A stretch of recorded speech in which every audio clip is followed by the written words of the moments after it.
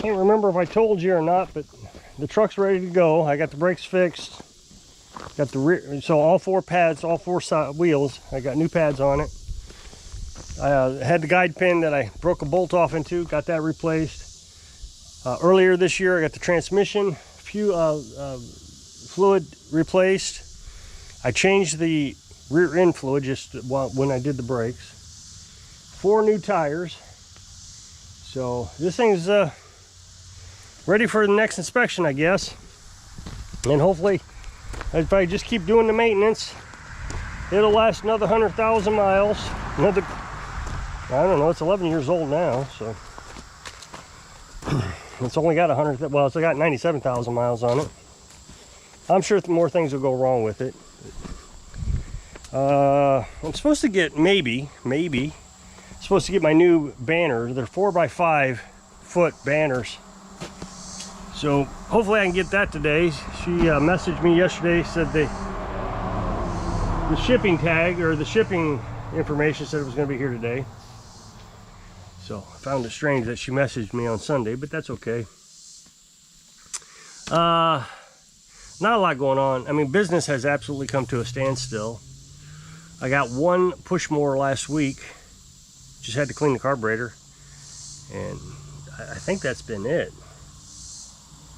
I don't think I've gotten any small equipment, nothing. It just has dried up, but it's been so miserably hot. I mean, we've been at 100 degrees all week, or real close, like 99 degrees or something, you know, but it's all week, and the humidity has just been outrageous. 110 heat index. So I would imagine everybody has just stopped mowing. I mowed last Sunday. This is Monday, so a week and 1 day. And usually you start to notice that, yeah, you're going to have to mow next week, because I mow every 2 weeks. But I may not have to mow next week. I'm going to, simply because I noticed that John Deere does a lot better when the grass is shorter. It's got that low noise blades on it. All those John Deeres do. They really tried to minimize the noise on those John Deeres. So that means it doesn't have a lot of vacuum. The blades are not got a huge bend to them.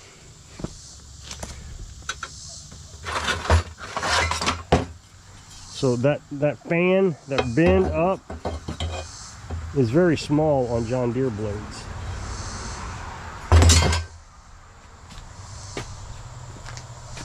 So it doesn't pull the grit. It's hauled, so when the deck pushes the grass over, that the blades don't pick it back up, so it just kind of beats it. So it does a lot better if you don't have to bend the blades of grass over a lot. And I noticed that because I've been volunteering cutting grass at a local community thing, and the first time I cut it, I had to go over it twice. And it wasn't that tall.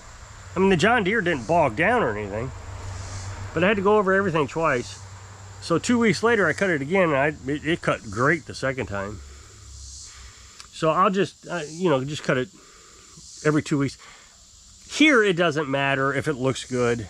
So if there's clumps that the mower doesn't hit, I don't care about it. The taller grass where the chicken coop used to be, that gets really tall because it's fertilized with the chicken manure. So it gets really tall. So I will go back and forth on that. You know, I'll go forward and then I'll back straight up as soon as I get to the other end of the where the chicken coop was, that patch of grass. And that way I can knock it down twice. And that also brings so you knock the grass down and then you're kind of pushing it back up when you go in reverse.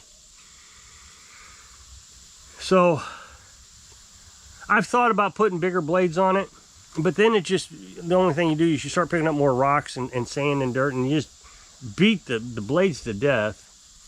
So I'm not going to worry about it. I think it's okay. But that volunteer job I'm doing, I will make sure that it's mowed frequent enough that I don't have to mow it twice.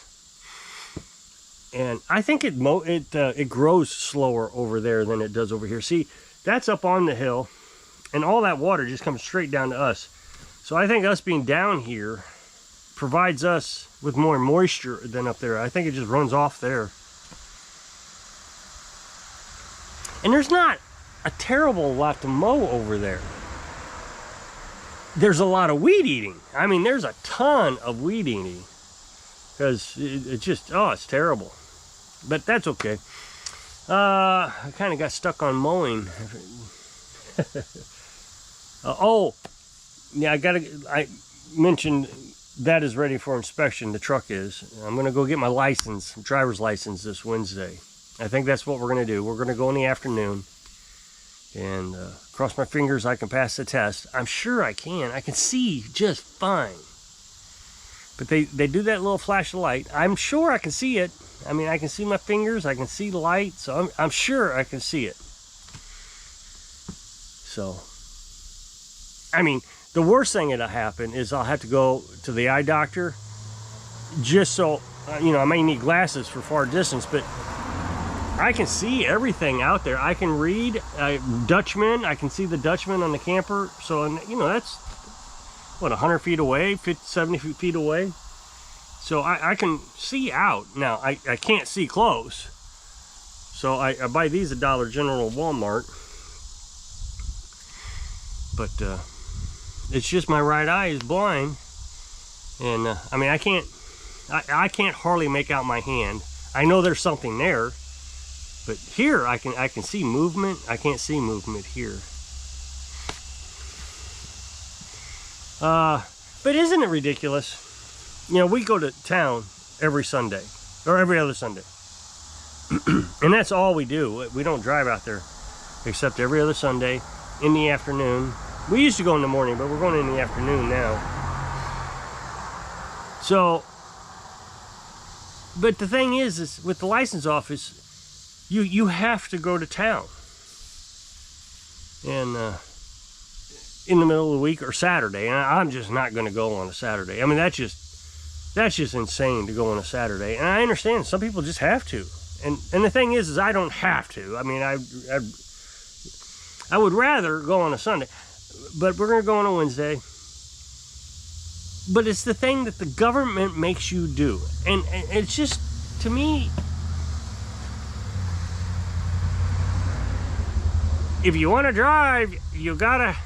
Well, it's not even that I want to drive anymore. It's just a requirement. I mean, it's like you can't live without electricity anymore. You can't live without you know, certain things, but you have to have a car. And I know that some troll's going to say, "Oh no, you don't. No, you don't. You can have a horse and buggy." You're not going to get a horse and buggy nowadays. It's just too dangerous. And I know that there are people that do it, and there's signs everywhere, but you're not going to do it. You just kind of have to have a car. Society is set up for it now. You know, back 200 years ago when everybody had horse and buggies, people lived on the farm and they were able to produce their own goods and then bring it to market once a week. Kind of like we do every other week, we go to market. But now to go to market, you got to travel a million miles. So it's just, I just don't agree with it. There's got to be a better way.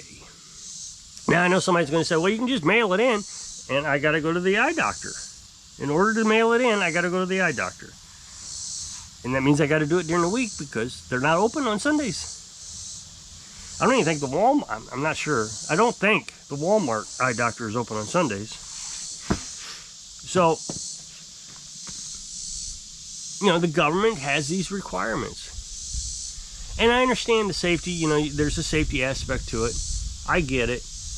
I'm not sure I totally understand why I have to renew. I mean, it really is just a tax that they want money. And if that's all they want, I can just send a check. It just, I mean, what is really the point? I got to go in for the eye exam. Okay, that kind of makes sense. I've got to bring my Social Security card. Okay, well, I brought it in the last time I was there, so you know I have one. I've got to bring an updated address. But there's, I can mail that in, you know, there's ways of doing that, especially with today's technology. So, let's see, what else do I got to bring? Oh, and my current driver's license. Well, I have a driver's license. You know I have one. So why am I bringing all this stuff to you every now and then just because you want to check? It just doesn't make any sense. You know, and the thing is, let's just say the eye exam is what's important. Fine. So, you know, even I assume, I don't do it, but I assume most people go to the eye doctor regularly. You can send your last eye exam to your doctor. Of course, I guess if I had to, I would go to the eye doctor, you know, at Walmart or something. So I don't understand the point of it other than the eye exam. Other than that, I don't understand. And the thing is nowadays you can do eye exams online. So technically they could set up a system, the license office could set up a system so you could do your eye exam off your computer. So it's not, with today's technology, it just doesn't make any sense. If you want a paycheck and you want me to pay you for the privilege of driving my vehicle every few years, then send me the bill, tell me to get online, I type in my password, I take the test, you know I've got a social security number, you know I got an address. I don't know, it's just ridiculous. They're not really doing anything. What else is going on? Got a comment, it made me think about something. I was told I was a crybaby, and I don't even know what the video was about. Oh, you're just a crybaby. Okay, why am I a crybaby? So you're sitting in there on a 100-degree day in your air conditioner, drinking your freshly refrigerated beer, smoking your cigarette or whatever other addictive thing you have, sitting on your computer with full electric, telling me I'm the crybaby because I run off solar panels, I have to get my own water, I don't have air conditioning, and I'm not sitting on a computer because I'm so bored that I have to tell everybody else they're a crybaby. I mean, think about the irony of this. And I'm not complaining about how I live, but I'm certainly not a crybaby if I can do all that while you're sitting in your air-conditioned house crying on your computer with your beer in your hand because life is so terrible you can't go without being intoxicated, calling someone else a crybaby because he's explaining the process of his life. I don't know. I just find it absolutely ironic. I know they're trolls, but think about it. These people act like they're so tough. I mean, I watch these troll channels all the time, and they're just, you know, they got their tattoos and their piercings, and they're all that. They know everything. Oh boy. Calling other people crybabies while they sit in their air-conditioned house and their luxuries and all that stuff. They're just miserable individuals. So if you'll click this up next box, take your video over my other channel. I really appreciate it. Go check it out. So if I can inspire you, I don't know, enjoy the cool day. I mean, it's finally cooled off, so you can live your dreams. Thanks for watching.